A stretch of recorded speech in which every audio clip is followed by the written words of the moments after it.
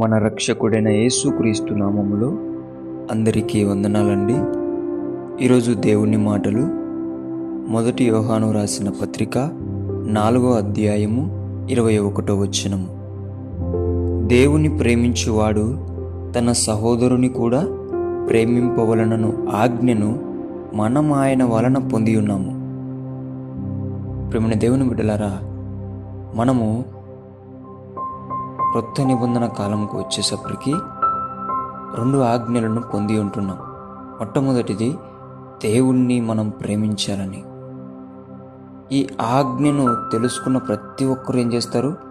దేవుణ్ణి ప్రేమించడం నేర్చుకుంటారు, దేవుణ్ణి ప్రేమిస్తూ జీవిస్తారు. కానీ చాలామంది ఎక్కడ పడిపోతూ ఉంటారంటే సహోదర ప్రేమ దగ్గర పడిపోతూ ఉంటారు. నిన్ను వలె నీ పొరుగు వారిని ప్రేమించమని మనము ఏదైతే మొదటి ఆజ్ఞ ఇచ్చాడో ఆయన ద్వారానే 2వ ఆజ్ఞ కూడా పొందుకొని ఉంటున్నామని ఇక్కడ జ్ఞాపకం చేస్తూ ఉంటున్నాడు. దేవుని బిడ్డ, నువ్వు సహోదరుని ప్రేమలో నిండుగా దైవ దీవెనలు పొందుకోవాలి అంటే ఖచ్చితంగా నీవు సహోదరుని ప్రేమించాలి.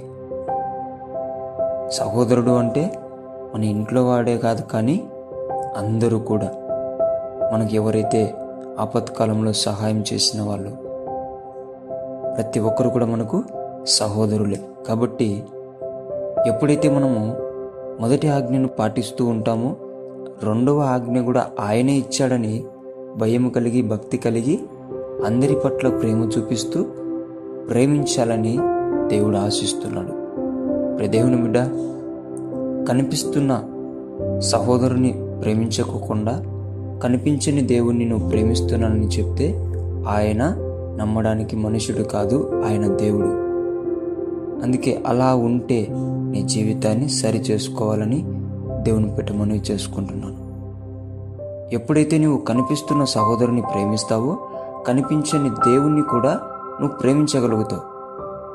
కనిపించే సహోదరుని నువ్వు ప్రేమించలేకుంటే కనిపించని దేవుణ్ణి కూడా నీవు ప్రేమించలేవు. అది ఆయనే మాట్లాడుతాడు.